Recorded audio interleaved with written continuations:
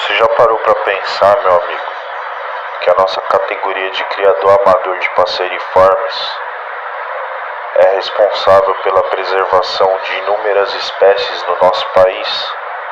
Isso mesmo, o IBAMA não dá a mínima para as espécies.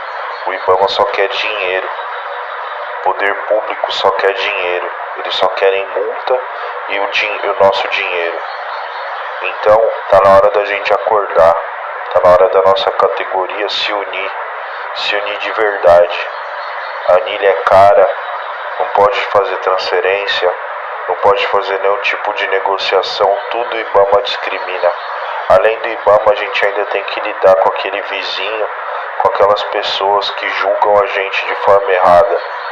Claro, ninguém é perfeito e toda categoria tem um mau caráter, mas se um dia a gente se unisse, a gente ia sim fazer a diferença, criar e preservar.